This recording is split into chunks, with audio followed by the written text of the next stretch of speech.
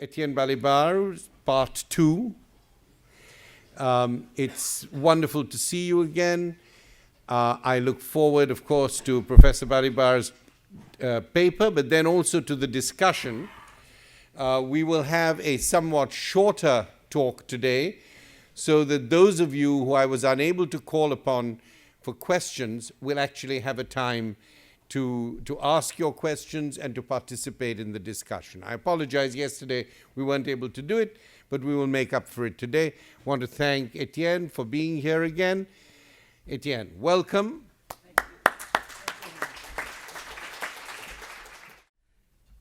Thank you very much, Homi. Does it work? Yes. It's a great honor to speak once. It's a double honor to speak twice. I feel it very deeply. And thank you for coming back, or perhaps for the first time. That could any of you.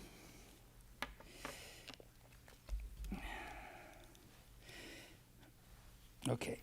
In this second lecture, as I announced, I want to be a little more concrete, but only a little more, as you will see, meaning that I will keep referring to what one might call examples or cases, but I will not provide case studies. I'm afraid I don't have that capacity, and also I keep trying to elaborate a conceptual framework for the discussion of many cases whose very heterogeneity is an essential part of the problem. So I find myself torn between antithetic imperatives because I need the dispersion and I need the comparisons. And as yesterday, sometimes returning to the same issues, I will negotiate a trajectory as I can. It is certainly not the only possible one. Let me start again with the question of politics and civility. That is, formally explain how I use and understand this last term. I'm aware that civility, if it has certain advantages, also has inconvenience. In the common uses, both in French and English, it tends very often to be reduced to the narrow and mild meaning of politeness, and when it is invoked as an antidote to violence, it is very often in paternalistic contexts or within the framework of law and order discourses, where it is a question of teaching civility to uneducated children or imposing some civility on the barbarians who inhabit our poorest neighborhoods. More generally, one of the inconveniences of civility as a word is that it seems to be exclusive of conflict.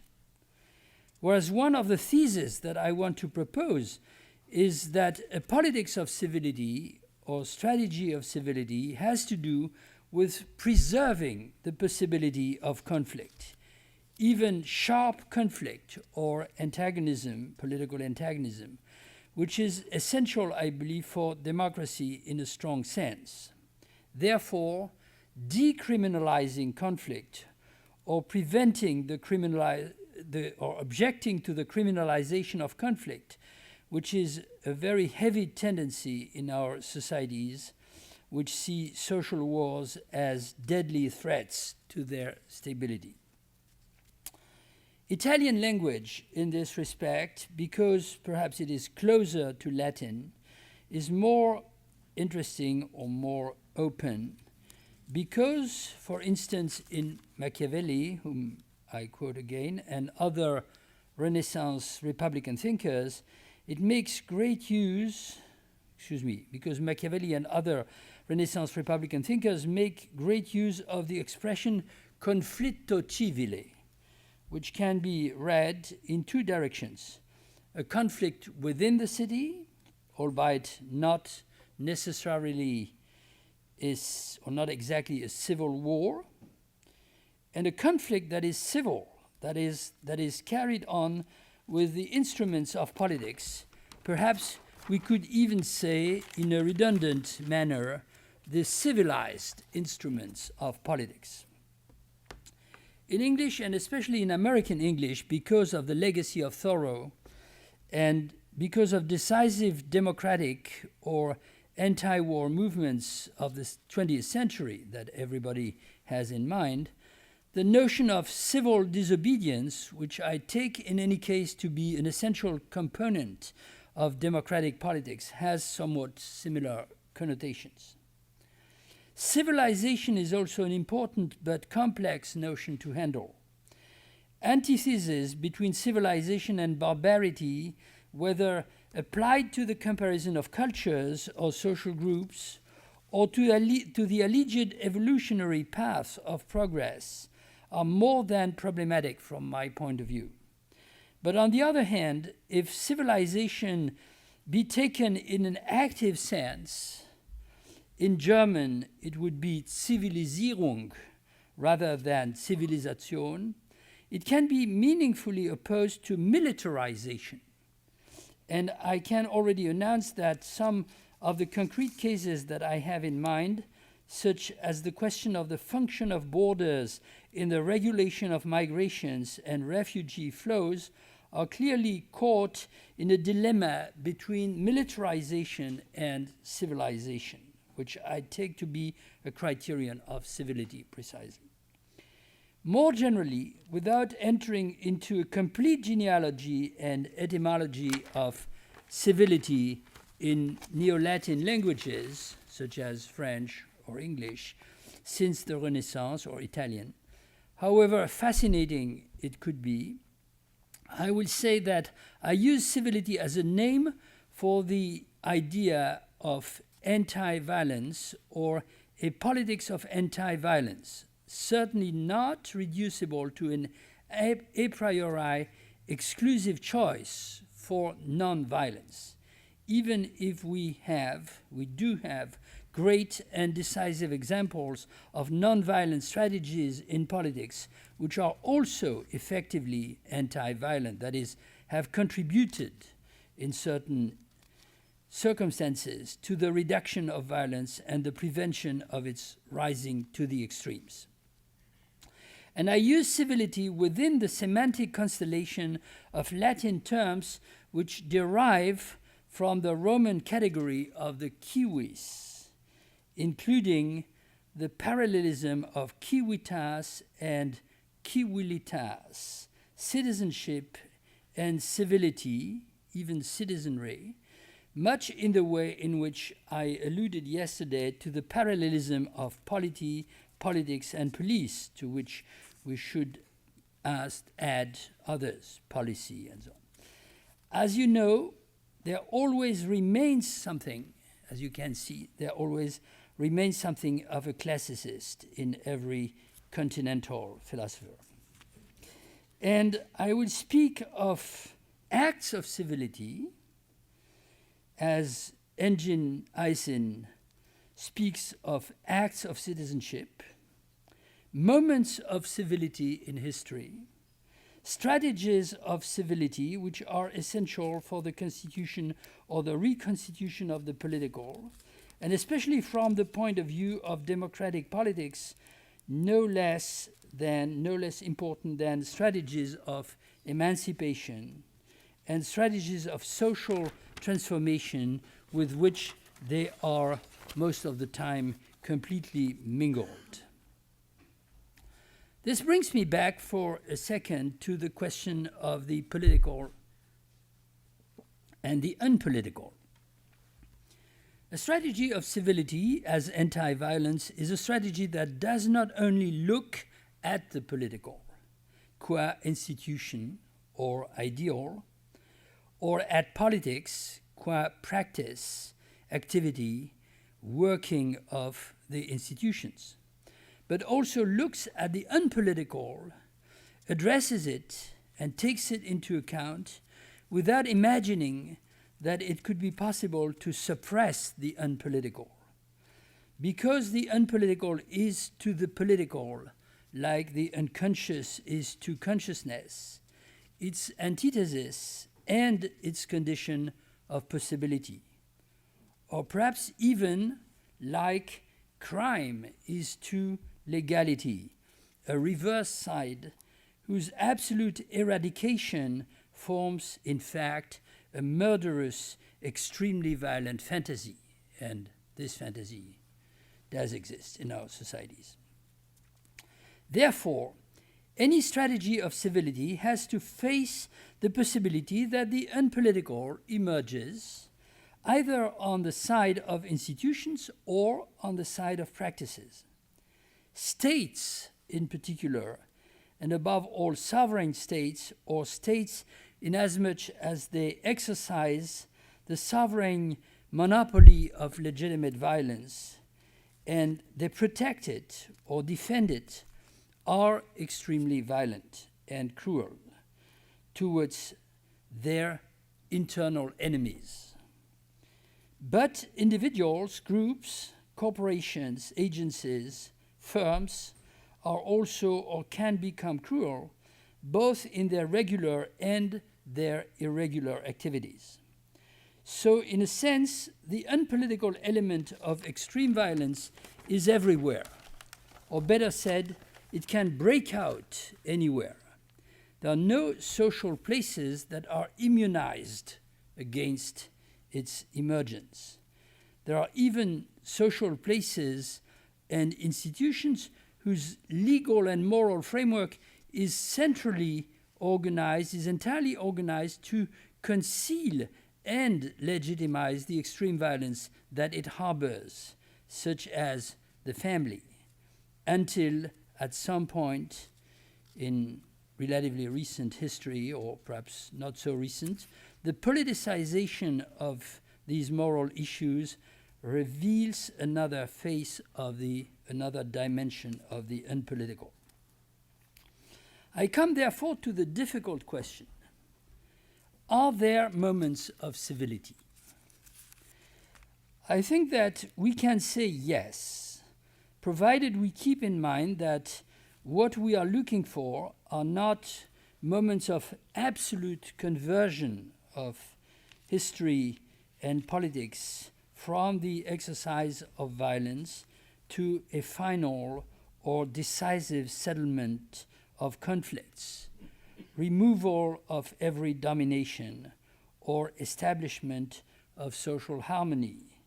In other terms, we are not looking for a substitute to processes of emancipation and social transformation carried to their ends, but rather for a complementary, albeit indispensable aspect of their achievements, which opens the way for new and renewed ways of doing politics, governing the city, vindicating rights, struggling for meaningful causes, fighting for.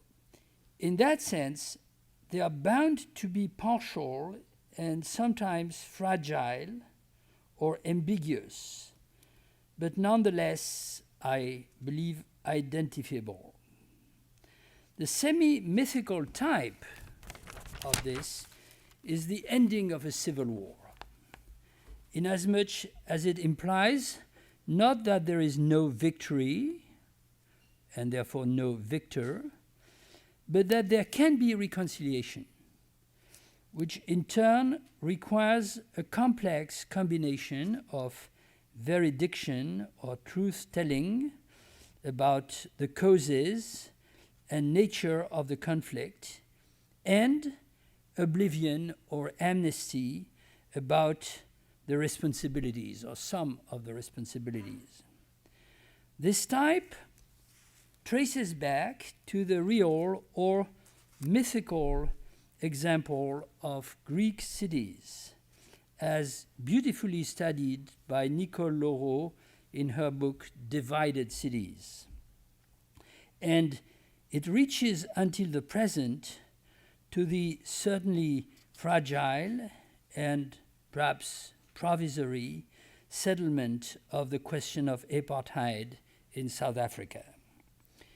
This is a particularly important example because it combines the question of civil war with the question of decolonization, or rather, it shows that a decision to treat a problem of decolonization in a settler's colony not only as a moment of anti-imperialist liberation, but also as a variety of civil war, can become the paradoxical prelude to a civil transformation of the structure of domination.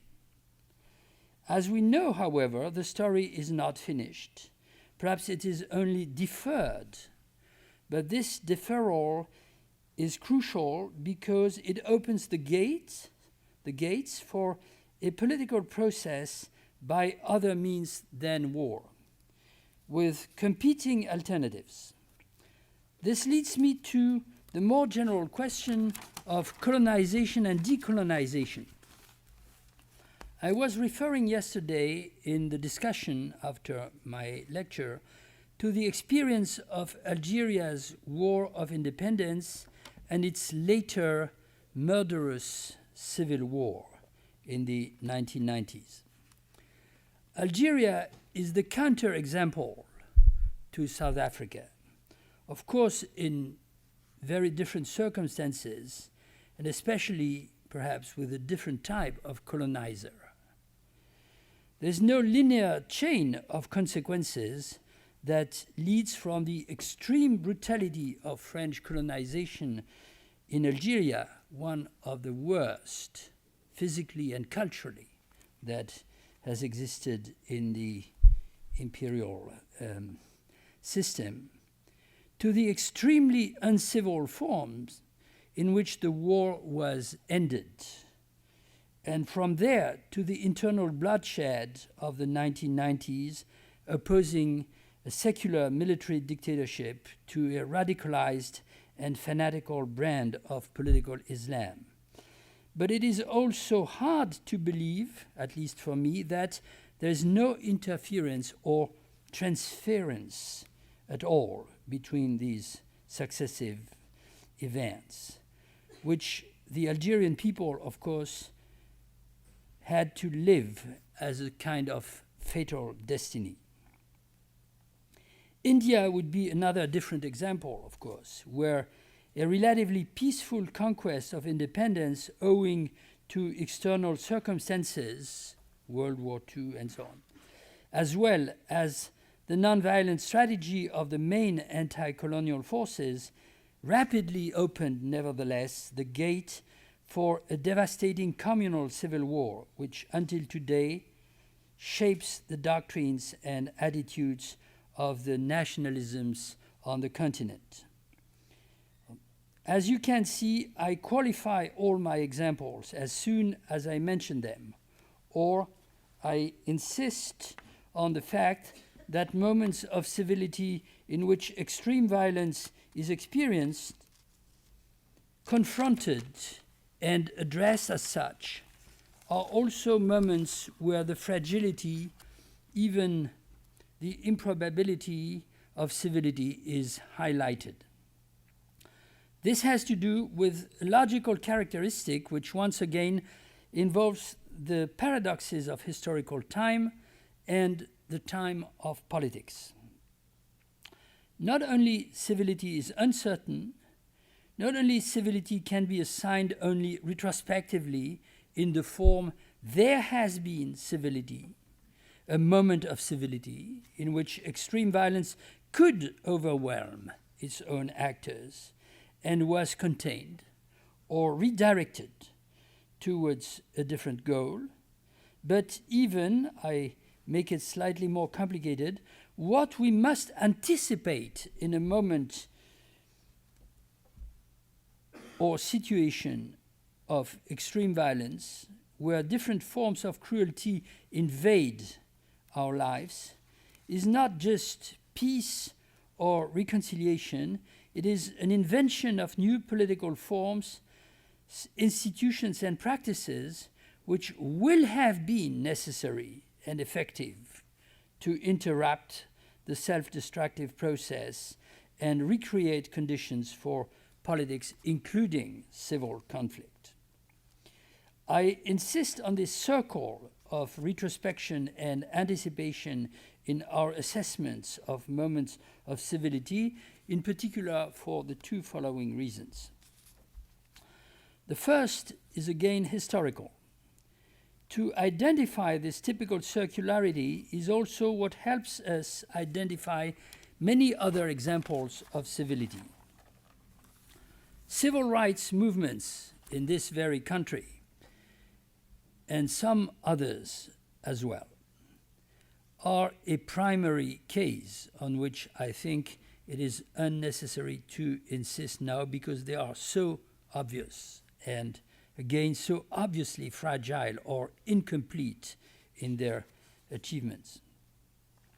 But clearly social movements, particularly the labor movement in its interaction with social policies throughout the 19th and the 20th centuries, beginning with the bloodsheds of Peterloo or Haymarket, then all over the history of regulations of the Labor Day and over-exploitation of women and children, all the way until the establishment of the welfare state during the New Deal in America, the French Popular Front, the British Beveridge Plan in the immediate aftermath of World War II, offer, in my eyes, unmistakable dimensions of civility to reflect on.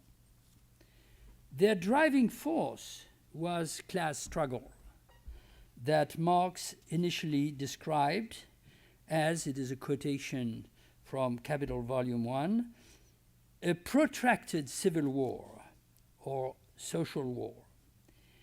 And their result was a massive, unprecedented collective intervention of the exploited classes into the public sphere and the official realm of politics through, of course, parties, trade unions, associations, and the like, educational institutions.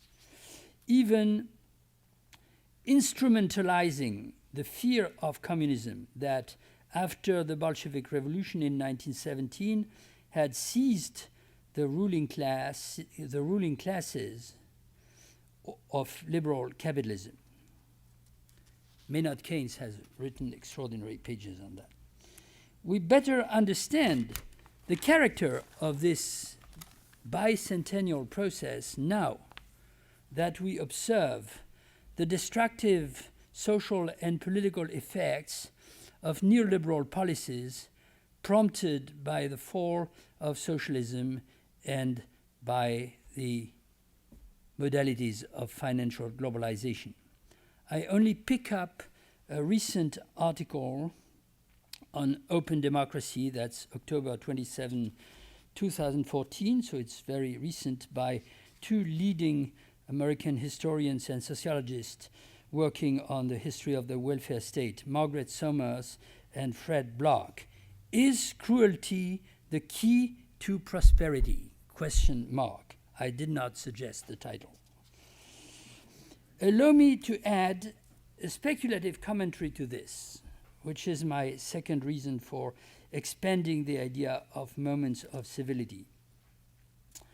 As the idea of extreme violence naturally calls for the imagination of states of exception and circumstances in which, as I suggested, the unpolitical side of politics breaks out into its routine or normality in a more or less traumatic manner, it is quite natural, of course, to associate this imagination with the anticipation of messianic events which would reverse or will have reversed the doom of violence into the redemption of civility.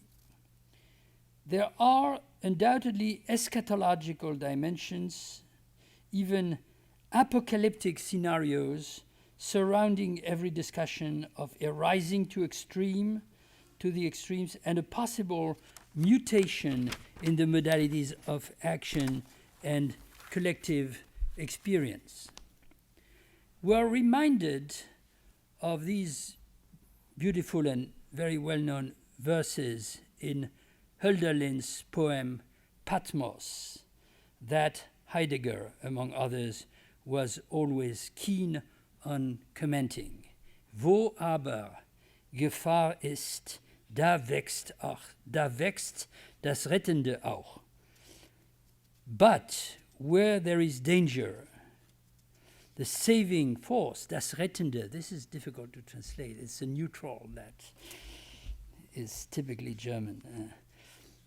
Or the element of rescue, not the savior, is also growing.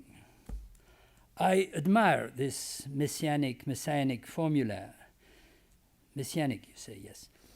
But I resist the apocalyptic implications, or the apocalyptic reading, perhaps, because I believe that it is filled with the legacy of sovereignty and sovereign interruption of history, from which the examples of political actions and practices that I was mentioning just a moment ago sharply diverge. But of course, I can neither deny that there is, or there must be, interruption within every genuine invention of the political as interruption of the old order, the old power, the old thinking, the old hegemony. Nor can I deny that if civility is to be combined with citizenship, it will have to negotiate its articulation with the idea of the sovereignty of the people that is impossible to separate from democratic citizenship. Not an easy task. Indeed, it is not sufficient to travel like this across examples of moments and strategies of civility in the past, like those I just evoked. But what we are eagerly and anxiously calling for, albeit still in the anticipatory mode that I suggested, the mode of an hypothetic there will have been, or if you may want a literary reference, the mode of a Pascalian wager taken down to the earthly realm of politics, are examples of what we are calling for, are examples of such strategies in the present, or perhaps simply acts of civility that would anticipate and indicate the possible forms of such strategies. Examples come to mind. Yesterday, I ventured some considerations on the Ebola crisis. The actions of Cuban doctors and members of Doctors Without Borders who immediately traveled to Liberia, Guinea, and Sierra Leone to fight the epidemic, not just to risk their lives, and of course not to endanger their compatriots' safety, as has been obscenely suggested these days in some places, but to cooperate with local people, local doctors, train them, reinforce their capacity of resistance, are a good example. Still, drawing on my considerations from yesterday on death zones, another example comes to my mind. A few months ago, I was taking part in a conference in Istanbul, Turkey, which included in its agenda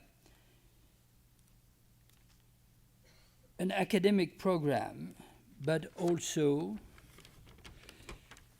a meeting with activists from minority groups, women's organizations, and a few representatives of the Giza Park Occupy movement. We met, in particular, me and my colleagues, with members of a women's organization including Turkish and Kurdish women who were active in supporting the idea of a peace settlement in the long internal war between the Turkish government and the independentist Kurds, not necessarily putting them on a par from the point of view of rights. They claimed to derive their inspiration in part from women in Colombia and other Latin American countries who had been mediating an end to the guerrilla warfare among partisans and state. Today, I learn from a correspondence with one of my Turkish colleagues that these same women are traveling to the Turkish-Syrian border to claim not peace, abstractly speaking, but a support for the freedom fighters in Kobani who resist at the same time different exterminist forces. Clearly, they are trying to invent a strategy of civility as much as emancipation, day after day, with no certainty of success, of not being overwhelmed by the very violence that they confront, and perhaps also instrumentalized. That can happen. This is not melancholy. This is tragedy. Interestingly, all these examples are examples of movements that came to my mind spontaneously, are movements, examples of movements and actions arising from the so-called civil society. If interpreted in a global context, they might be seen as parcels of a crystallization and a mobilization in becoming of what Mary Kaldor and others call the global civil society, in which they see the antidote to the kind of perpetual war, a combination of extremely violent so-called low-intensity conflicts, sometimes, in fact, genocidal. Low-intensity conflict is an unbelievable category. But, it's an official, quasi-official. And rising inequalities whose extreme form is the exclusion of disposable humans that we observe in the globalized world. I am completely convinced that there must be an intrinsic relationship between the idea of the strategies of civility and the actions, the empowerment of the civil society. Yet I'm not convinced that civility could be reduced to the objectives and practices of the civil society in that sense, at least in a reduced sense, made of NGOs, indignados, and Occupy movements, or the participants of the World Social Forum, however important and innovative they are, practicing politics or trying to practice politics in a new autonomous way. Statist institutional forces ought not to be ruled out if they can become different from what they are just now. However, it has to be said that states of all kinds with different formal regimes are becoming increasingly uncivil today. As for international agencies, if they are not simple instruments for the negotiation of agreements between states, dominated and very often blocked in their working by the most powerful of them, they tend to limit themselves to programs of humanitarian action that are not really independent of militarization. And economic global organizations like the International Monetary Fund are just barely starting to take into account in their advices and their discourse the contributions of their past policies of loans and structural adjustments to the rise of inequalities beyond the point where violence can be contained. At this point, I seem to be late in addressing the questions of ultra-subjective and ultra-objective violence, to which I said yesterday that I would return in more concrete terms. But I will try to include them in the elaboration of my final point about civility and citizenship on the global stage. Let's see how this could work. Very briefly, I can first indicate further why I insist on the distinction and articulation of ultra-subjective violence and ultra-objective violence. I insist on this distinction because I think there are two mechanisms, at least, which play their role here. State violence in its most extreme forms can be instrumentalized by economic forces and processes, ultimately capitalism. But in its forms and ultra-subjective fantasies associated with the idea or the imposition of an absolute illegitimacy of subjects resisting their sovereign, the absolute illegitimacy of rebellion, if you like, it is nevertheless not deducible from the logic of capitalism and never entirely functional to it. That's my suggestion. This calls, of course, for a discussion. The return of the famous example of primitive accumulation as studied by Marx, the state, the early modern state, violently performing the transformations that were needed to create a working class and the beginnings of industrial capitalism. The developments of imperialism, as studied by Lenin, Rosa Luxemburg, Wallerstein, and others, in relation to successive stages in the history of capitalist accumulation. Above all, perhaps, that's the most recent striking episode, the astonishing cunning of history that made socialist revolutions in Russia, but especially in China, the preparation for the spectacular development of capitalism in today's world, and so on. So if a state has played the role of that Marx attributed to primitive accumulation, of course, it's the communist state in China. The articulation is undeniable, but the logic is not the same. What the cruel policies of torture and extermination referred to in yesterday's discussion about Argentinian military dictatorship reveals is not a biopolitics of capitalism. It is a ultra-subjective enjoyment of the state holders and the state power itself, absurd as it may seem to attribute enjoyment to an administrative machine. In exercising sovereignty, that is, abusing of sovereignty, or waging the abuse that is virtually inherent in the exercise of sovereign power. Conversely, I find it extremely important to argue against discourses of the clash of civilizations, and especially in the context of the current conflicts in the Middle East and elsewhere, that there is no such thing, I find it important to argue that there is no such thing as a pure or endogenous religious war. Perhaps not even a pure ethnic war, Yugoslavia. Perhaps not even a pure racial conflict.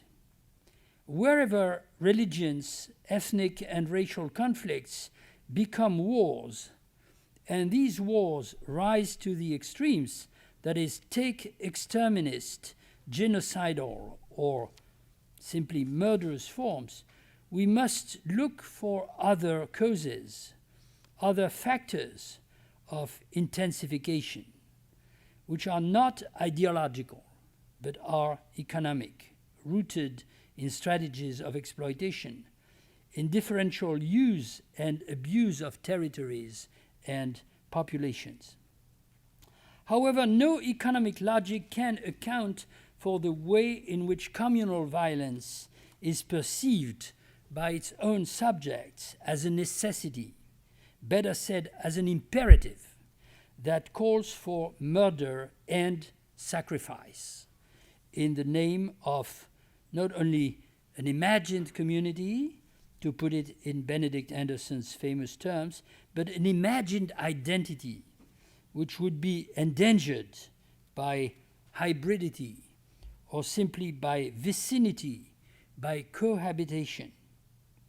These are the two sides of my thesis. There's no such thing as pure ethnic, religious, or racial conflict, but ethnic, religious, and racial conflicts are about purity and purification.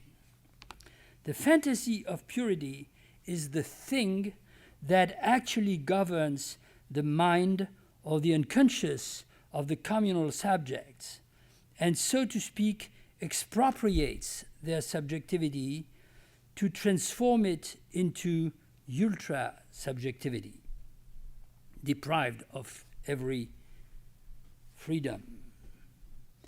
And as a consequence, the extreme violence that has, among others, economic and social causes does not serve the economy and the social domination, or it does not serve it well in a functional manner, even if it is also, as we know, a terrain where huge profits can be made. It seems to me, therefore, that to insist on the twofold aspects of logical irreducibility or heterogeneity and historical articulation is a crucial way to avoid a slippage into a purely moral or a theological discourse of evil, and to remain on the terrain of the political with its unpolitical excesses and preconditions, as I insisted all the time. By definition, evil is one, or it derives from a single essence, be it a malignant intention or an impersonal incarnation of the bad principle.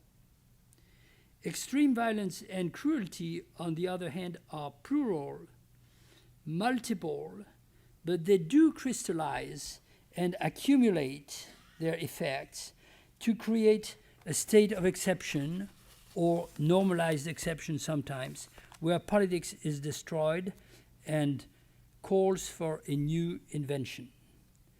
This is what, in the old times of our reading of Marx's Capital, my professor Althusser called over-determination. But this idea, I believe, has to be carried on to some further consequences. The places or zones of death in the general economy of global violence today are always, in different proportions and modalities, zones and places of over-determined ultra-subjective and ultra-objective violence. And the strategies of civility, which are also, of course, strategies of life, or acceptable life, or good life in the ancient sense of the term, involving sufficient freedom and equality, if we do not want, if they do not, yes, we, to simply lament violence, speak loud against violence, denounce the evil that is violence, there must become over-determined strategies as well, addressing antithetic forms of cruelty at the same time. Again, not an easy task. It's easier in politics, as in war, to have one adversary. Allow me to add some considerations on these two ideal typical forms and the character that they acquire in this historical moment before I conclude. You said that I should be brief. I said you should leave time for further discussion. Yes, yes, absolutely. You'll see that I observed your ruling. In previous studies, and again a moment ago, I insisted on the fact that abuse of power is inherent in the representation of sovereignty, and even is a paradoxical or antinomian way of legitimizing sovereignty. There must exist an excess of power, a power that is unlimited, subject to no rules and no negotiations with its subjects, in the other sense, therefore arbitrary. But this becomes legitimate only if it is concentrated in the hands of the sovereign, and conversely, it endows the sovereign, or very often the sovereign's substitute, representative, even a small local official, with a kind of mystical authority. However, many of the forms of ultra-subjective violence that we observe today and that we try to cope with, unless we become ourselves their agents and bearers or simply allow them to expand, seem to be related not so much to the triumphant assertion of sovereignty than to its crisis, something like its current decline, in any case its uncertainty, to the phenomenon of waning sovereignty, to borrow from the title of Wendy Brown's most recent book. Here is the problem and the apparent enigma. How is it possible that a waning sovereignty becomes at the same time an excessive and potentially cruel power, taking the form of xenophobic nationalism, stigmatizing the very migrants that are useful or even necessary for the economy, or the form of radically exclusive communalisms obsessed with the fantasy of purification and the elimination of difference, otherness, deviancy within and around themselves? Why doesn't it simply rationally negotiate its transformation into a form of post-sovereign governance? It is, of course, useful here to invoke along traditional Freudian lines, or even pushing them one step further, the fact that communities of identification are intrinsically ambivalent. They are built around hatred as much as love, the death drive as much as the erotic pulsions, a death drive that is directed at others but can be also directed at oneself. However, this is circular because it does not explain why communities of identification prevail over other forms of political and social relations, relatively or even absolutely. Once again, I believe that external factors must be invoked. With respect to states, more precisely nation-states, the key phenomenon or the switching moment is not only the fact that states were dominated by capitalist logics and interests that they would not control. This has existed always.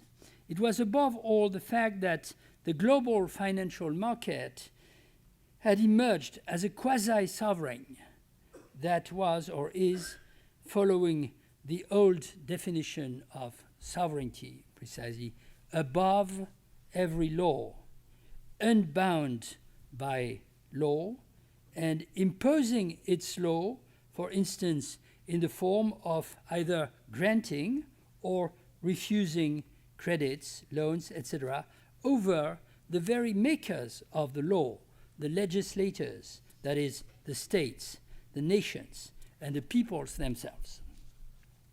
This is a situation that creates not only political constraints and problems for the traditional political agents, but panic and a kind of terror among the citizens. They react with an intensification of imaginary identities, which are supposed to reinforce the nation, reinforce through purification and the exclusion of every exogenous element, mixing the foreign bankers with the migrants, for instance, in the European populist discourses.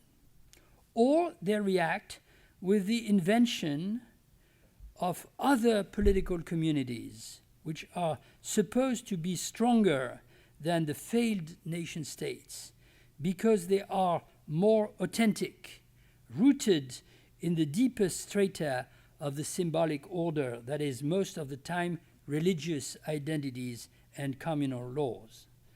I believe, and therefore I submit, that many, if not all, of these ultra-subjective violent communities are pseudo-sovereignties constructed in the wake of the crisis of political sovereignties, particularly national and imperial sovereignties, inheriting and intensifying their violence. They are, to put it in other terms, substitutes for the missing people, not in Deleuze's creative sense, but in a defensive and destructive sense. How about the other side now, the side of contemporary capitalist violence? Again, I must be extremely schematic. Remember the question asked by Margaret Somers and her co-author that I quoted a minute ago. Is cruelty the key to prosperity? Well, perhaps not, depending on whose prosperity and other factors. But certainly, different degrees of cruelty were always the key to the creation and accumulation of surplus value, therefore profits. There are two reasons of principle for that, extensively dealt with in Capital, I mean the book published by Karl Marx in 1867.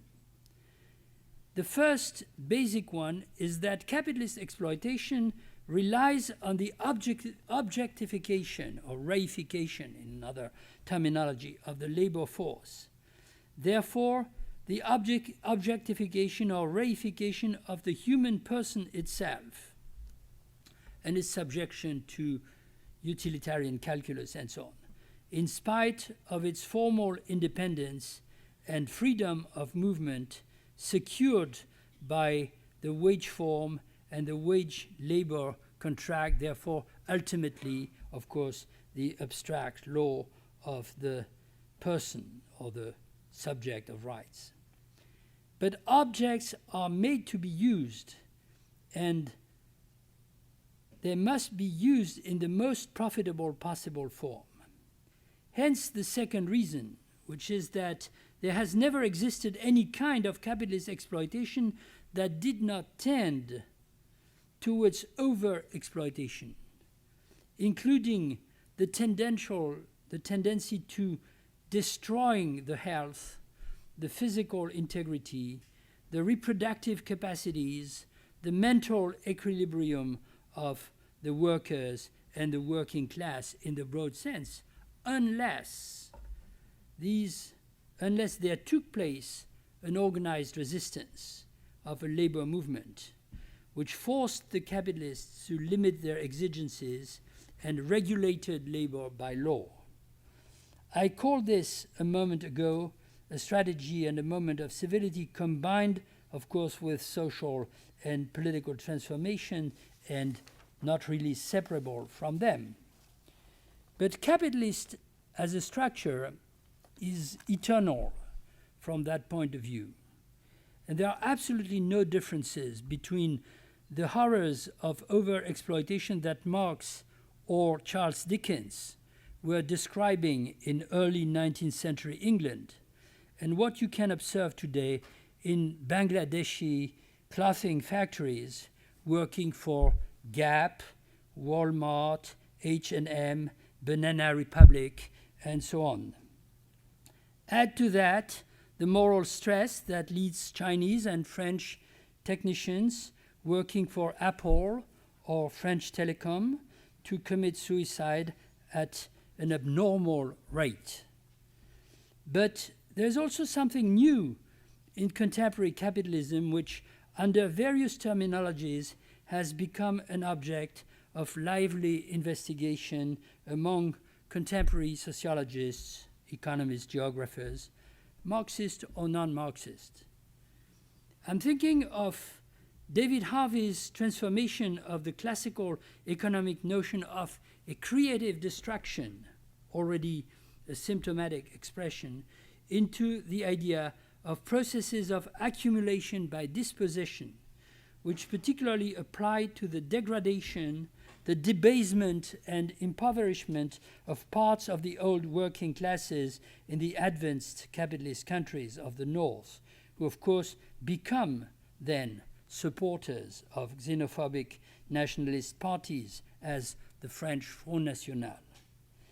And I'm thinking of Saskia Sassen's theorization of the multiplicity of processes of expulsion. This is the title of her most recent book, Expulsions, affecting humans or populations as well as environments in today's global economy, where financial capitalism with quasi-absolute mobility is exhausting resources in one place, only to switch to another place anywhere in the world where profits can be maximized, creating life zones or zones of frantic exploitation, like Canada's fields of shale oil these days here, and leaving dead zones there, which can become zones of death.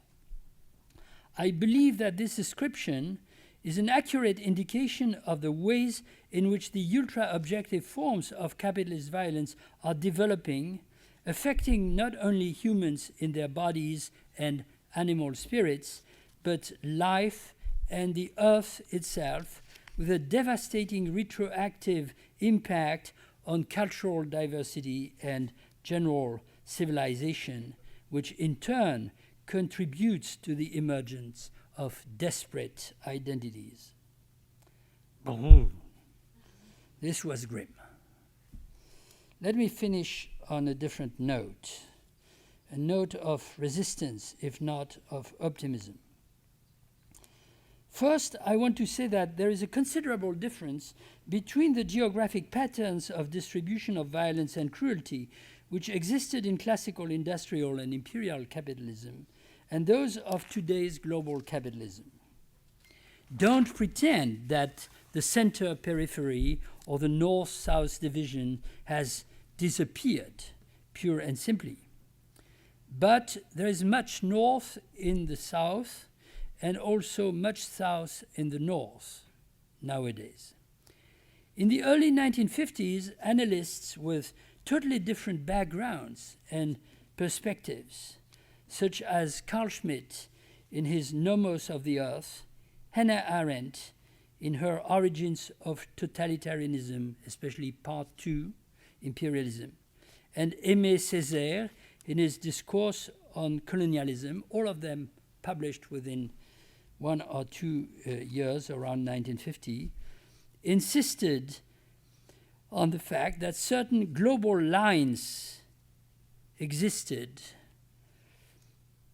which made it possible to restrict violence in the center while unleashing it in the peripheries, and also made the extreme violence waged in the peripheries essentially invisible for the majority of citizens in the centers.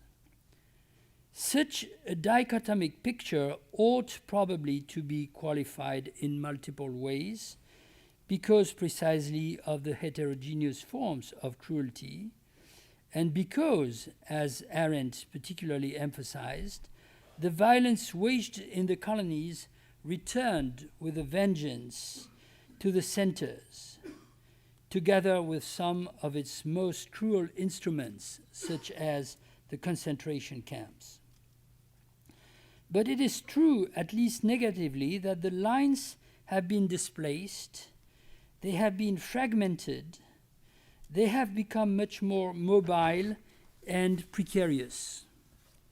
This is another consequence of globalization, one which precisely defines or could define a moment of civility, because it contains at the same time the xenophobic tendencies towards the hysterization of borders, particularly taking, as we know now, the forms of walls and murderous fences, as between Spain and Morocco, or Mexico and the United States, or the form of deadly maritime routes, as in the Mediterranean or on the shores of Australia.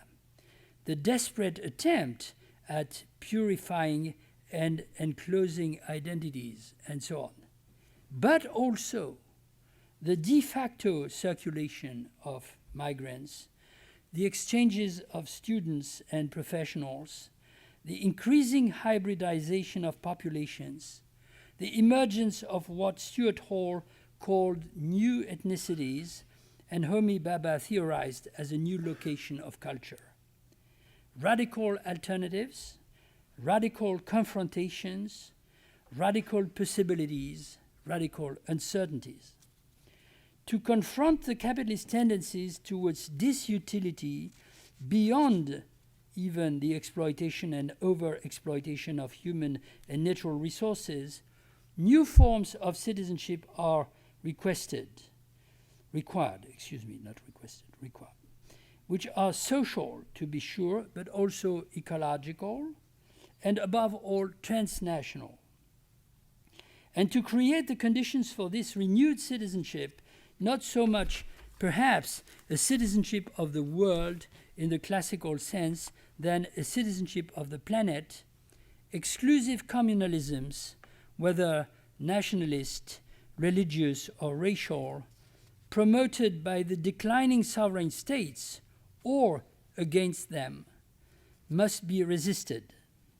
They must be resisted with alternative proposals, and names must be found for them, because there's no collective politics without names. If communism is too severely loaded a name and cannot be rescued from its tragic past, if it carries too much melancholia, let's say cosmopolitanism or internationalism. This sounds extremely vague and idealistic, but there are also immediate and precise places and points of application. Using border as method, as proposed in the namesake book recently published by Sandro Mezzadra and Brett Nielsen, I suggest that we meaning as many of us as possible in different manners, even just theoretical and ideological, adopt the democratization of borders as a key political objective, in terms not only of a right to cross borders, to live and study and work in foreign countries, but in terms of negotiating the rational regulation of borders and border crossings between sovereign or semi-sovereign states and civil societies. Borders are eminently a police institution that needs to become a stake and an object for political action and activism, just as welfare, rules of marriage and family building, secularism and religious freedom, economic and banking regulation, in short, all the important political objects. A democratization of borders is the exact opposite of their militarization, one of the central aspects of today's pseudo-wars, which are also proliferating wars. Therefore, it is a strategy of civility, and the acts of citizenship of militants and activists who create co-citizenship by waging politics with foreigners, migrants, perhaps enemies or would-be enemies across the existing borders are also acts of civility. I do not say that this is everything. I just say that this is a sensitive stake for a politics that would try, if possible preventively, to invent the conversion of the unconvertible or the apparently unconvertible violence of our times. Thank you very much.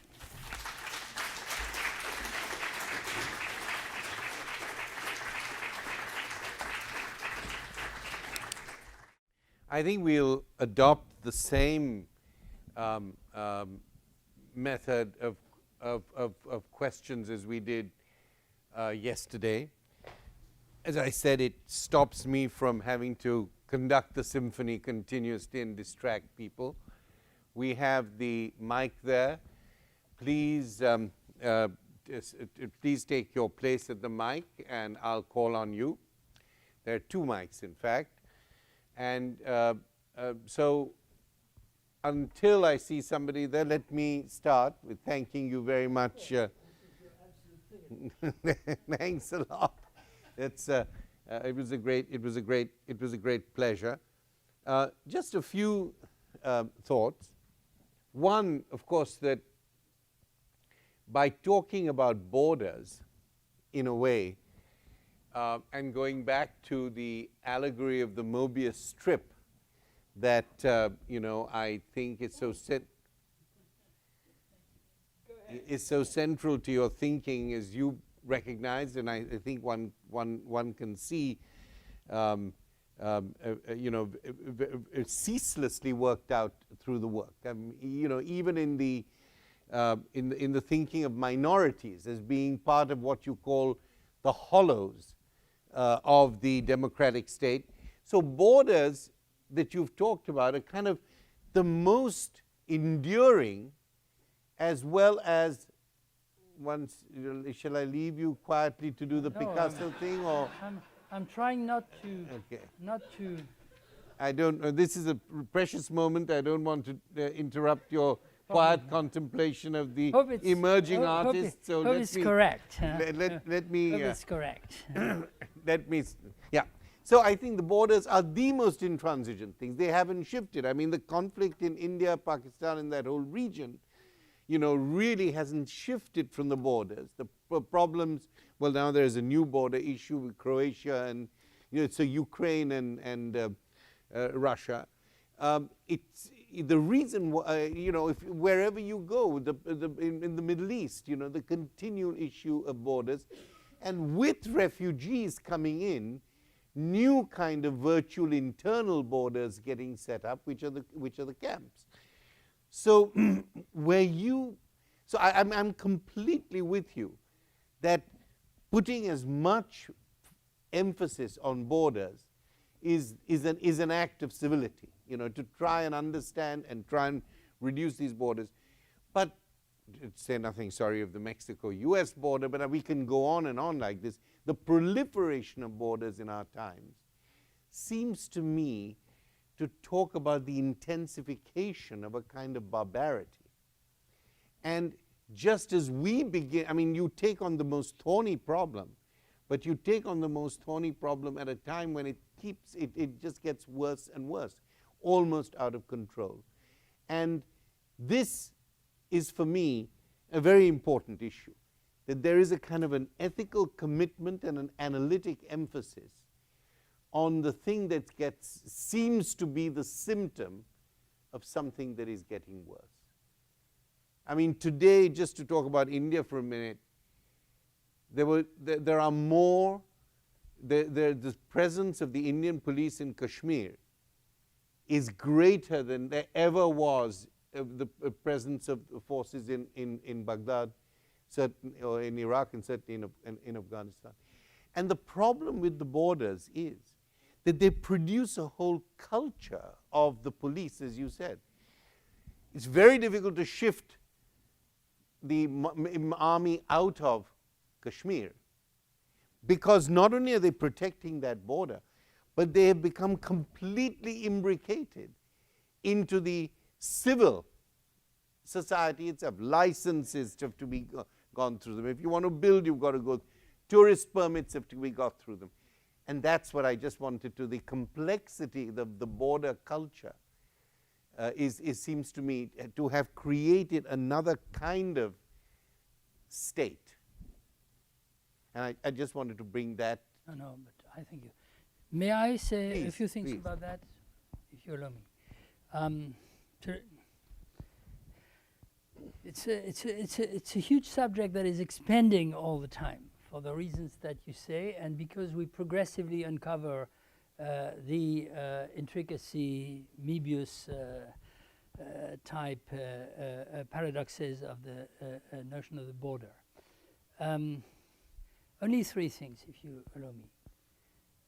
Yesterday, in a semi-private conversation we had after the lecture, returning to the question of psychoanalytic references, you pronounced the name of an important French psychoanalyst, André Green, who is interesting for many reasons, brilliant. He wrote on literature, he's a psychiatrist, of course, and so on.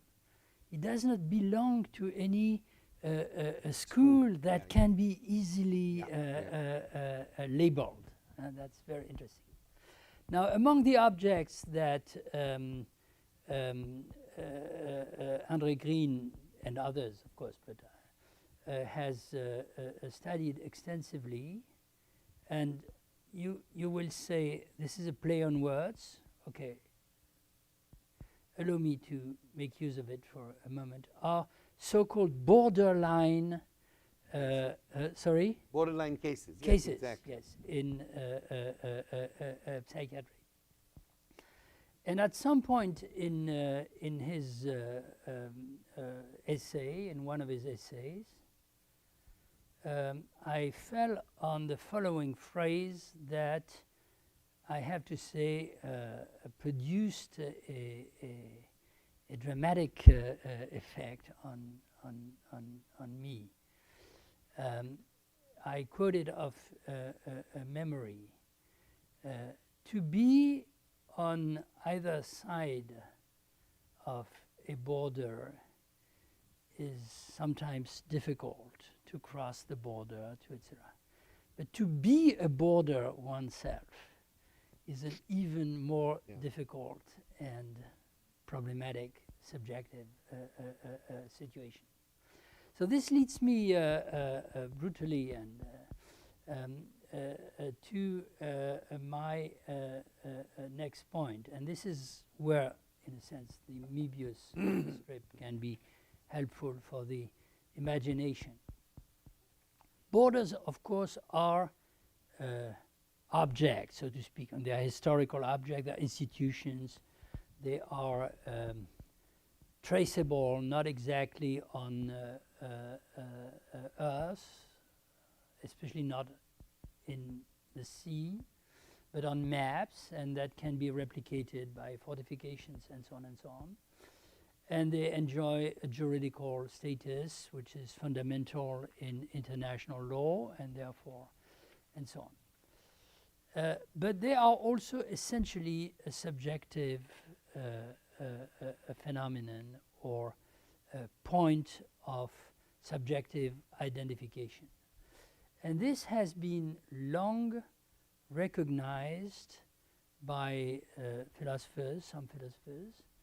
The most interesting, in my opinion, that I know, of course, being the great German idealist and theorist of national independence, nationhood, not a pan-Germanist. Fichte, who in 1807 wrote the discourse, the addresses to the German nation, where there is a chapter that I commented in previous circumstances, developing the notion of the internal border, the innere Grenze.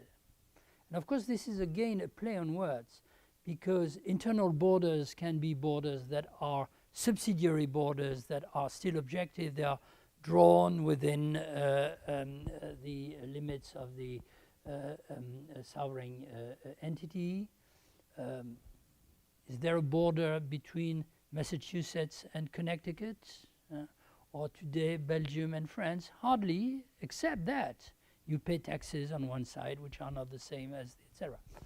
But the most important meaning, of course, the most important idea was the idea that an essential root of patriotism and the feeling of belonging to a certain national, cultural and political community can be represented as an internalization of borders, of the border. And therefore as also a starting point for the projection of the notion of the border on many other different cultural aspects, such as keep the purity of the national language. Let's not have other languages cross that border or invade, etc. And so on. Now the paradox, and I finish with that, sorry it's a bit long, of the situation that you describe and on which we are all working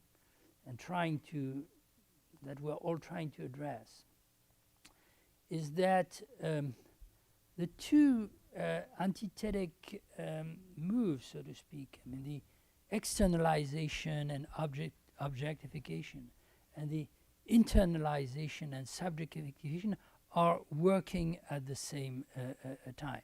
So national communities or subjects within the community are perceiving the border that you describe as the strategic place where practically the essential of their nation, of their membership, of their community is at stake, would be preserved or destroyed and challenged. So they move to the extremities and almost forget everything else. But at the same time, of course, this is and this is replicated by all the internal controls and etc. And at the same time, of course, it's a transformation of their internal self awareness or relationship to themselves, which I submit is a good illustration of the process of ultra-subjectivation that I was trying to describe, especially when I said that the thing is now from inside governing entirely their spirits, and cancelling, of course, their freedom or every possibility of distance with respect to one's own identity. And that thing is the border. I mean, that thing is, or it's one of the things. I just want to very quickly say that the poem from Adrienne Rich, which I talked about yesterday, where she puns on the citizen, if you remember, she says the internal immigrant is the most lonely of all people. Yeah, so that it's was very beautiful. much written from that perspective of enunciation. That was beautiful. Thank you. Is Give this me working? a name or a nickname or a first name. Can you hear me well? Yeah. Sorry? My name is Youssef. I'm a graduate student Youssef, here. yes. Thank you for a fascinating talk. I have a question about an opposition that between civility and another concept that you only touched upon obliquely, but that you talked about, and I wondered if you could elaborate about it a little bit, which is between the civil and the religious, or civility and the religious. Specifically, I happen to study the Middle East, which is a region where the civil has come to replace the secular in opposition to the religious in certain aspects. As a matter of fact, the concept of civility has come to the rescue of certain number of political actors in the Middle East, where they did not want to be called secular, and they use this term as opposed to religious. So I wanted you maybe to elaborate a little bit about this. I'm not sure I will elaborate, but I will make a statement, if you like, about your question. I thank you for raising that issue, because that shows again, not only that there's no perfect terminology, but that the term civility, and perhaps changing place or language, or being imported into different contexts, may produce undesirable effects from my own point of view, which of course, as a good dialectician or perhaps sophist, I will haste, of course, to try and incorporate as another conflictual dimension in the construction of the idea. But still, I mean, so if you want me to say that there are extremely uncivil forms and uses of secularism in today's world, I will not hesitate to say it. After that, of course, it becomes complicated.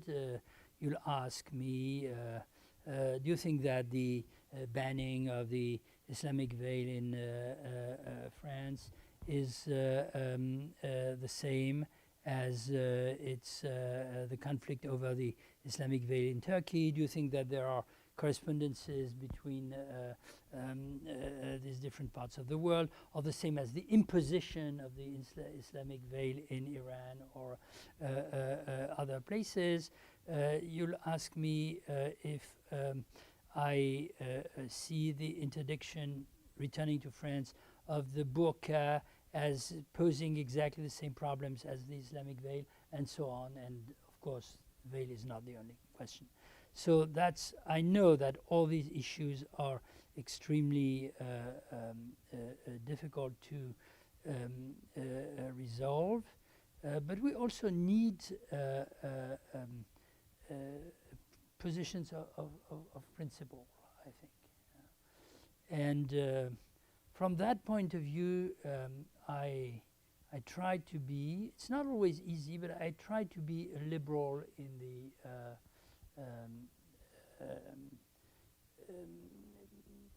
principal sense of the term. That is, I believe that discriminations on behalf of creeds, practices, cultures, etc., are not only unnecessary but detrimental to a democracy. And if these discriminations are waged in the name, or are proposed in the name of secularism, or in the name of something that calls itself civility, then I fully agree that this is what we must resist. Now, the reverse question would be whether the religious has to be singled out in terms of the kind of identities that may, I don't say are, but may generate intolerant, exclusivist, and even murderous types of collective identification. So perhaps because I wanted to avoid some difficulties, but also because I believe it's important, I carefully avoided singling out the religious in the formulas that I was using. So I always said religious, national or ethnic, racial, and I could have added etc. But in fact, what I believe is nevertheless that the religious is particularly sensitive, and here I'm speaking for the West, I would say, in the broadest possible sense. The West, in the broadest possible sense, is not the Christian West. It's the monotheistic West. I mean, it includes, of course, the legacies and the transformations of Islam, as well as of Christianity or Judaism. And here we have to do with an extremely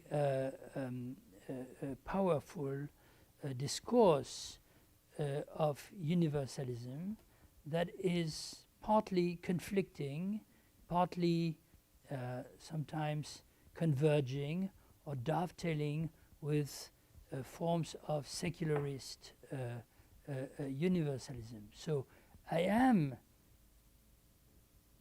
hopefully not a secularist, but a secular philosopher and thinker and citizen. But I acknowledge that part of the vital struggles of civility are taking place and must take place within the references, the frameworks, and the categories of other universalisms, which include religious universalisms. So that's about all I can say in a prudent manner. Richard. Okay, Richard Tuck from the Government Yes, Department sure, here. Richard. I was going to ask one question about which, in a sense, picked up on what Homie was asking yesterday, and Richard, I'll come on to that in a I'm minute. sorry, I'm I- deaf. Speak was- slow and loud. I'm sorry. No, it's not your fault, it's no. mine. Well, I'm responsible, even if it's not my fault. I was going to ask a question which picked up what Homie asked you about yesterday, about being in mourning. But I actually wanted to say first something about this question of borders, which may be related to the question I'm going on to ask, because it seems to me that one of the rather striking features of the existence of borders, particularly at the moment, is not so much the question of crossing them, but the question of the way they have created two classes of resident. Yes. That in effect, most modern states have abolished universal suffrage. And it may be the case that they never, in fact, introduce universal suffrage. Because the distinction between the citizen and the resident may be a permanent resident, to use the term that's used in United States law, and therefore has a deep commitment to the territory upon which he or she lives, they are nevertheless not citizens. And most modern states have invented this category of citizen, which, it should be said, did not exist in quite that way until, in many ways, the 19th century. I think if you just simply immigrated into the United States from Europe in the 19th century, you got the vote, usually. I mean, there was very little procedure for determining whether or not you were a citizen. So it's a relatively modern phenomenon, but it's very clearly bound up with the existence of borders, and I think more important in a way, because it's created this sort of internal distinction between people, whereas all the old theorizing of the point of universal citizenship was the point of everyone who has a common interest in leading a common life should have some sort of political power over it, and that principle is simply ignored in almost every existing modern state. So I think that's a very important element to this story. That's really just the point I wanted to make, because I think it's rather seldom made. The question I wanted to raise, though, was about this question of whether or not you are in some sense in mourning. No, or melancholic is what I was more struck by the idea of mourning, because you've talked about the crisis of politics. Now, how far that's a permanent state of affairs, my now, I'm sorry to say, late friend and colleague Istvan Hont wrote a very famous article called "The Permanent Crisis of Divided Mankind." Now, is this a permanent crisis? Is it a structural feature of what it is to have politics? I wasn't entirely sure you thought that, because there was an element of mourning, melancholia, nostalgia even, for something which it seemed to exist. You talked about states becoming uncivil. Mm-hmm. You talked about the disappearance Yes. of the old sovereign state, Yes. which you said was Yes. necessarily in some ways bound up with democracy. You Yes. said there had to be a Yes. role Yes. for the continuation of Yes. states in some Yes. form Yes. in the post-sovereignty Yes. order. Yes. But there it's hard to see. So I really wanted to push you on this question, Mm-hmm. whether you are in some sense Mhm. in mourning for something. Okay. If you could perhaps say a Yes, little bit more yes, I about will what that try. was, I will try. or whether it is a permanent crisis of Yes, I will divided try. mankind, I will that try. we have to live in this crisis, and we always have. I will try.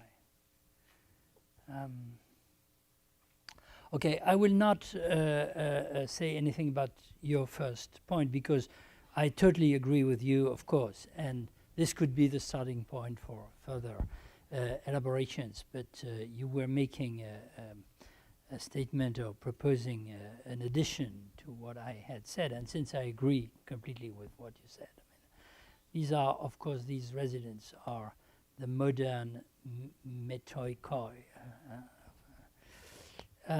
Okay. Let's try not to psychologize the issue too much,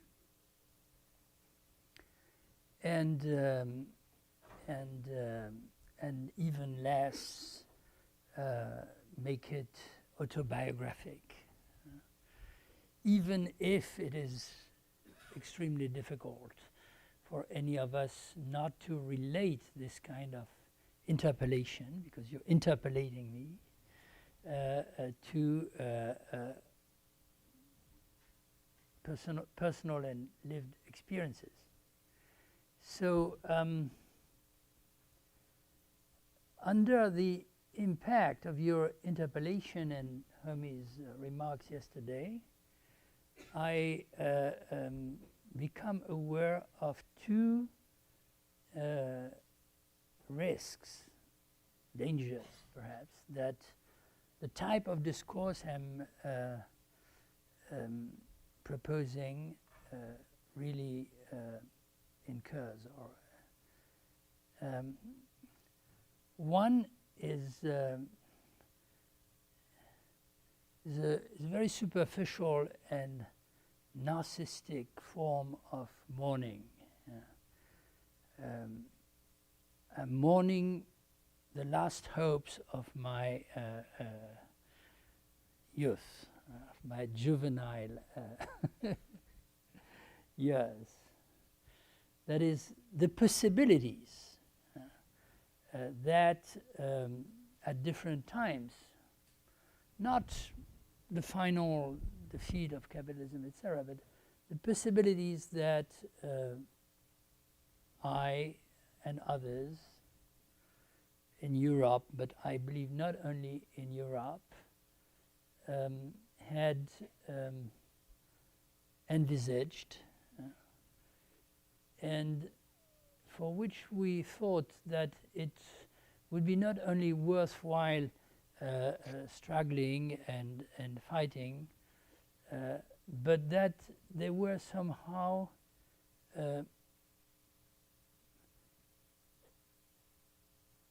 that they could be reached. I mean, that they would be in the realm of the possible. And among these possibilities was, of course, a certain form of cosmopolitanism or internationalism. And in fact, one of the reasons that I always had to refer myself to communism was the internationalist dimension. So this was not the idea that national identities meant nothing, that they would belong entirely to the past, that they should be destroyed as quickly as possible. It was much more limited and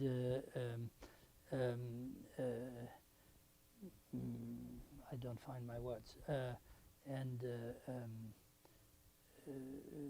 modest, if you like, than that, but not mediocre.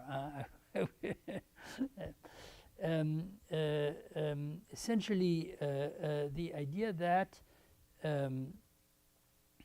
the borders of which we were talking would be less and less obstacles to thinking in common, acting in common.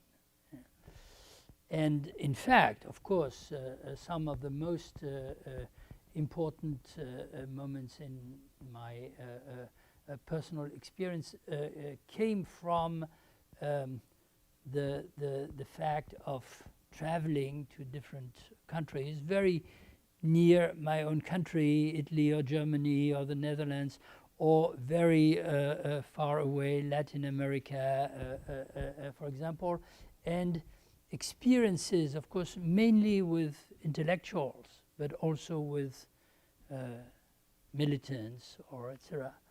The kind of fraternity, perhaps illusionary, that transforms, I would say, differences into exciting occasions for in exchanges and interactions. And so I would easily imagine, and others as well, either through the European construction or through other cultural phenomena in the world, that this was really something that was growing and that would become important for politics and citizenship itself. And therefore, of course, we were all taken aback and violently hit by the return of these communalisms I was mentioning, and the apparent weakness, I would say, of these hopes. So the way in which I try to transform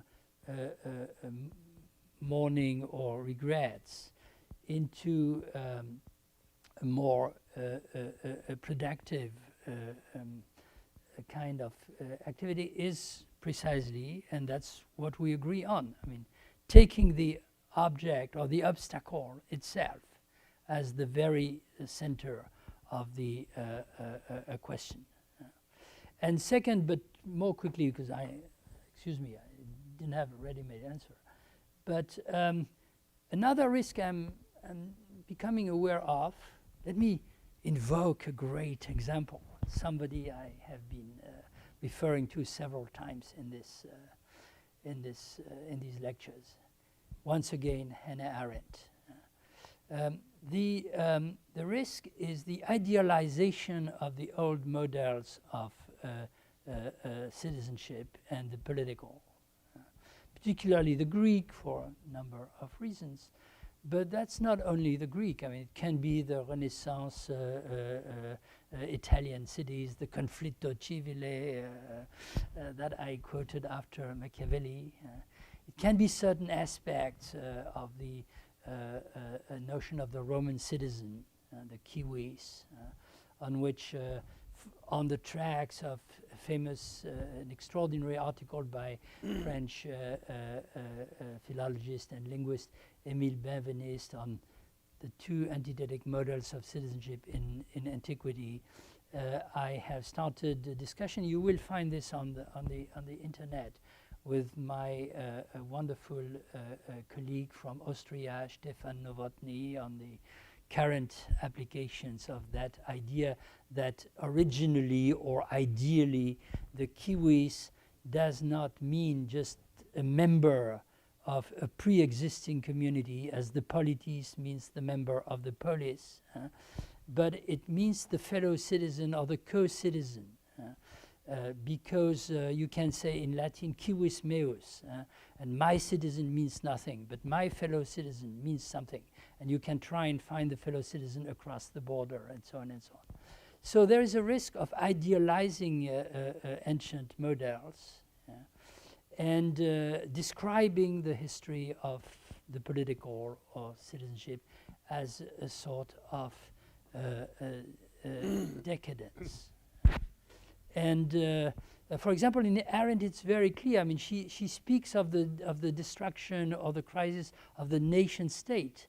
But in order to describe that, she has to explain that before 1848, in Europe, the nationalisms were civic nationalisms, after which they became imperial and ethnocentric, and so on and so on, which is a myth. So the ancient model is near or it is far behind, but it's always the same pattern. And of course, the opposite to that, but does it really change the terms of the question? You have formulations which are oriented towards the future. I mean, Derrida's phrase, democracy to come, something that will never have been in the past.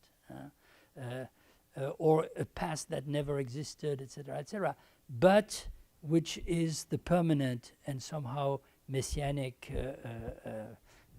ideal towards which we are turned. So it seems to be, in fact, I take it to be your point, or one dimensions of your point, extremely difficult to theorize on politics, in fact, in the present, in the very terms of its present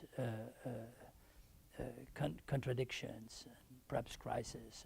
Crisis is a word that I have been using too much, and which I don't know if you agree with that. Hi, thank you. Is this fine? Good. Thank you so much. I wanted to maybe call attention to a very long established discourse that long established, yes. That is essentially Greek versus Latin. Yes.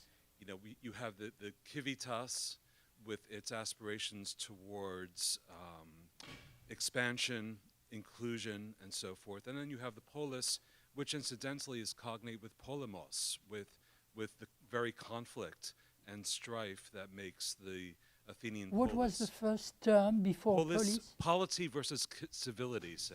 Okay. Civitas and polis. Okay, civitas and polis. That's Benvenist's point.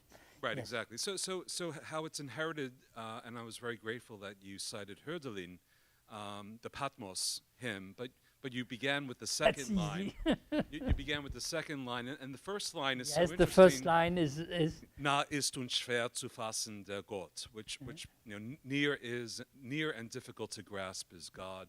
yes. Thank you. The whole notion of proximity and incomprehensibility or ungraspability tied to an image of a divine sovereign, der Gott, which really for Hölderlin, I think, defines, these are songs for the Vaterland, right? This is 1802, 1803, which exactly emerges in Fichte's addresses to the German nation, where he will explicitly, as you know well, explicitly distinguish the nation from the state. Yes. The nation would be modern European for polis. The nation is constituted by an internal limit or an internal border where one can distinguish who belongs and who doesn't belong. You're one of us, you're not one of us. As opposed to the state, which would be modern European for civitas, which is more about external borders, arbitrary or geographic borders, that could be more inclusive simply if you occupy that territory. And what I think you're mourning, and I don't want to psychoanalyze you from this distance, what I You think want him to lie down on this counter? later we'll take care of that. What I think is in mourning here, and I think we all mourn this in general, is what actually unfolds across the 19th century, namely the conflation or even confusion of the nation and the state. Yes. And even how your talk this evening oscillated between speaking about the state, but then really speaking about the nation state. Yes.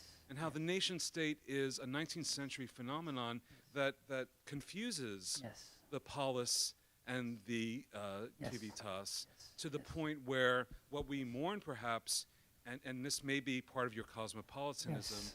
is a state freed from this kind of nationalist rhetoric. A comment, but thank you. Comment, a very beautiful comment. Thank you for suggesting a correspondence between the state-nation antithesis in especially German philosophy of the 19th century and the dilemma of the Greek and Roman senses, which would suggest, of course, that our modern political institutions are neither Greek nor Roman, but they are combining ideals which they project onto both sides.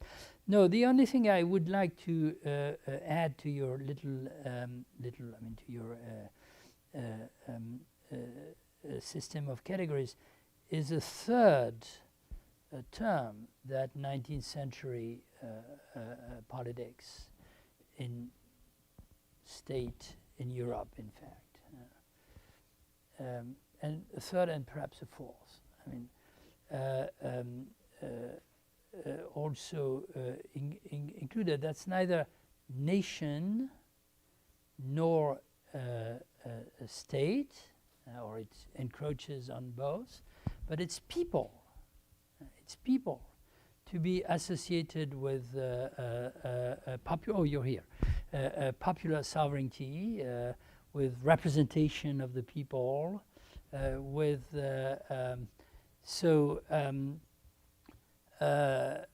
after Hölderlin, let's quote the terrible phrase that we know, of course, from Nietzsche's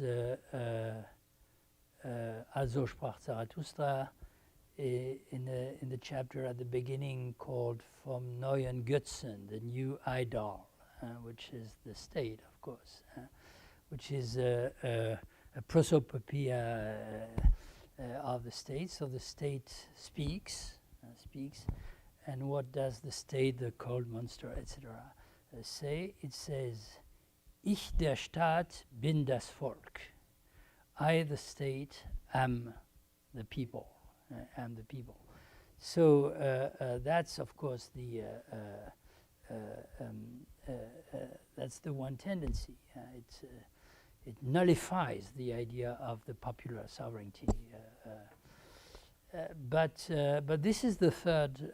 This is the third term. I would be tempted to say. Now and you may remember that I finished, or quasi finished, with considerations on the missing people, of course. And so as an element of the current crisis. So I try not to fetishize the idea of the sovereignty of the people, because I know only too well, I mean, how it can be used either as an ideological a screen to legitimize the state, precisely, or nationalist.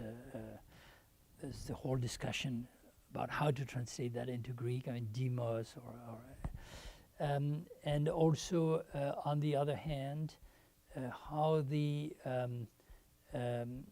idea of the sovereignty of the people, which produces in Rousseau and others after him, a sort of course, a secularization, a cancelling of the vertical dimension in the interest of an immanent collective capacity, also, of course, carries and even amplifies, in some cases, the tendency towards exclusion of others, deviants, and so on and so on.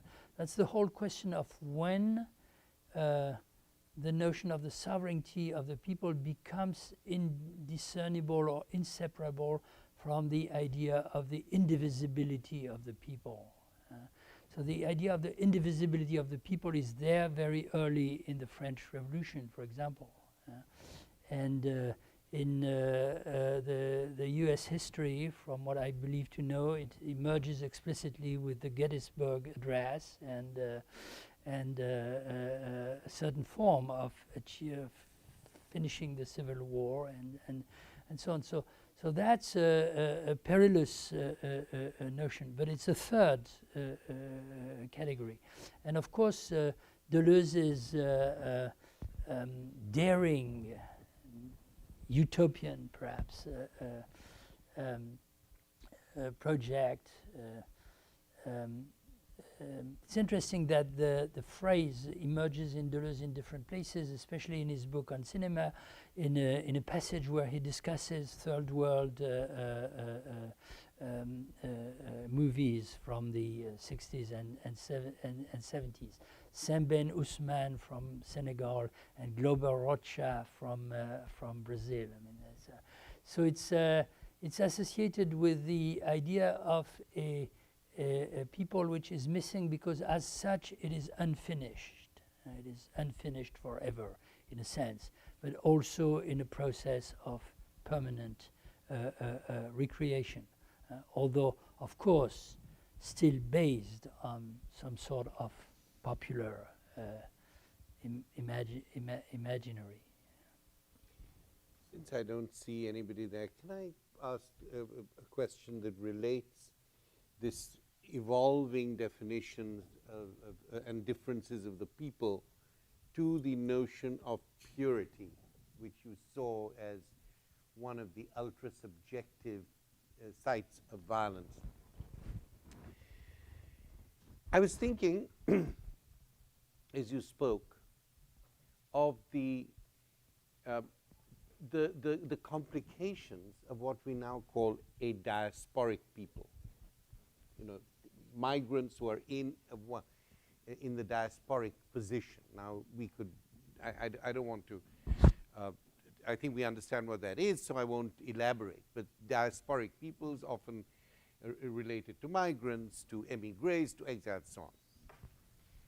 And the emergence of a kind of cultural stroke religious purism on the part of diasporic peoples who are embedded in cosmopolitan practices by the very nature of what they are doing. They have their religious beliefs, yet they're in a civil society, they pay their taxes, they're schooled in the public schools, etc. So there is a kind of complex cosmopolitanism out of which emerges a certain purism which objectifies itself in the support of nationalist and culturalist nationalist governments abroad. This happens very often. This cross-identification, something I'm working on at the moment myself, in rethinking what I once called vernacular cosmopolitanism, rethinking that concept now. And in this whole network that I've tried to very quickly produce, then there is also this question of, what is, when we talk about globalization, what is it? How does something get leveraged into the global? Is it the fact of location? Because in this case, there is a kind of global location. There is an identification within the diasporic community, the diasporic community's identification with its own other national peoples, if you see, and there is another identification with the natal site, whether you were born there or not born there. So I begin to wonder whether we sometimes think of the global too simply in spatial terms, and that if we threw the temporal issue in, the questions of temporality, how that would complicate this, then we would be raising the question, what is it that can be globalized? And I think very often in world literature too, the notion of what is global is a book that is translated or has a certain circulation. Yes, I accept that.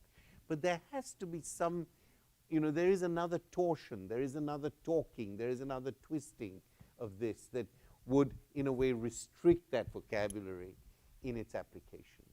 And I think, like what you say, in a kind of catachristic sense, one needs other words for these experiences, and they often don't exist. Just put that down. Extraordinary. Thank you. Thank you. Oh yes, there is a last question. Thank you for those for that. That was a great talk. You're not speaking in the mic. Sorry. I'm sorry to tell you. Thank you for that. I was thinking, listening to you talk about civility, about Montesquieu. Montesquieu? Yeah. Yes. And Yes. The relationship of fear to despotism, and virtue to democracy, and honor to monarchy. In his, Barely hear you. you can't hear. Okay, I'm sorry. I was thinking about the way that Montesquieu discusses the relationship of fear to despotism, honor to monarchy, and Yes. virtue to democracy. Yes. And the way that Althusser talks about the tension between these sorts of Yes. things driving, right, prefiguring. Yes. Is civility closer to virtue or closer to honor or neither? Oh.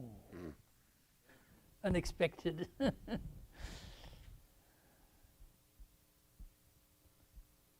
Closer to Virtue, that's aristocracy. No, that's monarchy. Virtue is democracy, excuse me. Honor is monarchy. And remind me the third for aristocracy? Fear and despotism. Fear of despotism, yes. Fear of despotism, yes. Fear of despotism, yes.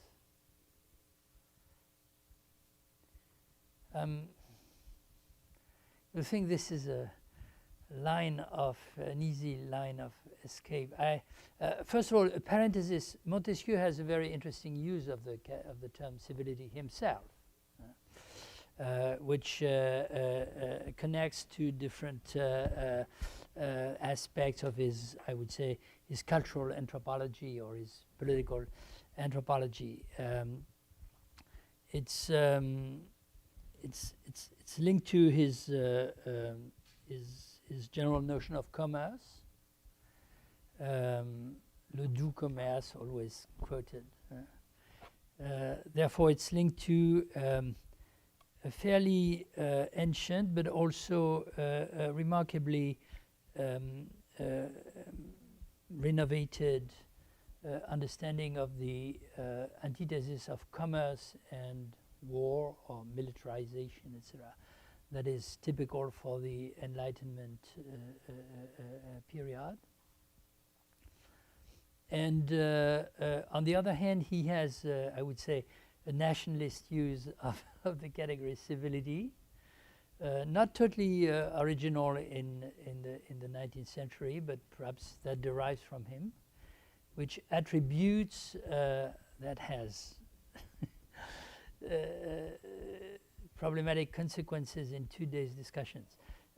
Civility to the French, more than, for example, their old enemies, the British, on the other side, because of their different way of treating women in society and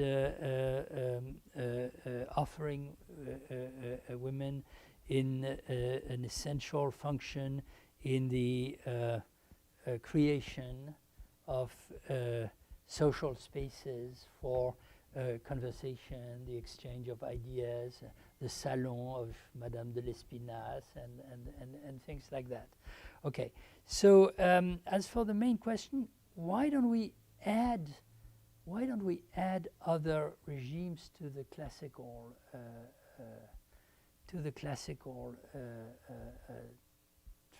triadic list? Of course, I see this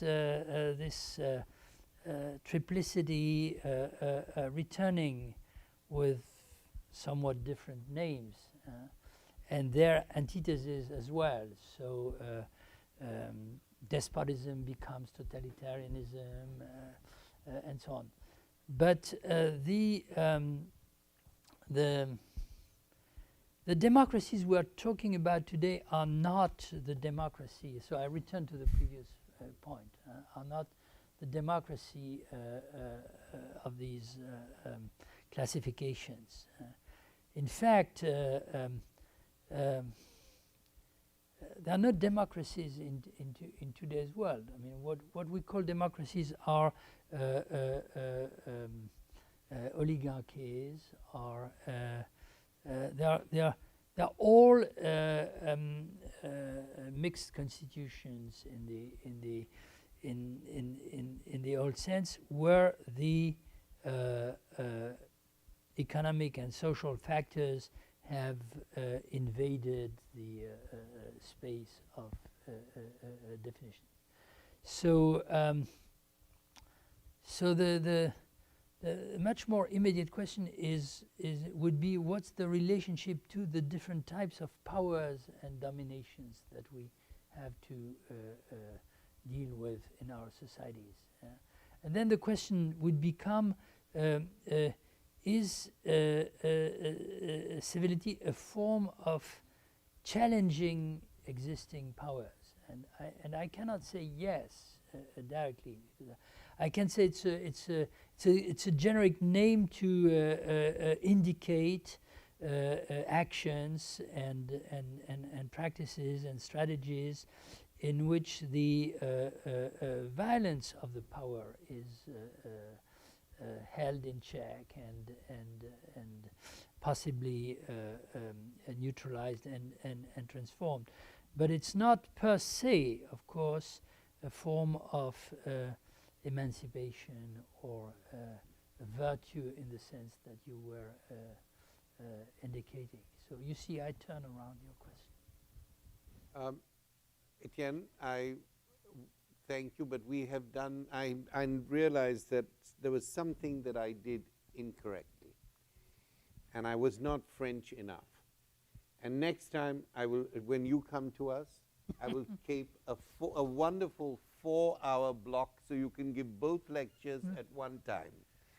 I think that would have been marvelous, the way the 2 lectures have in a way dovetailed, and the second lecture is really... I mean, Homi, please don't do that, because I I wrote today's lecture this morning, and I wouldn't have been able to write it if I hadn't... We'll give you a half an hour break between lectures to write the second one.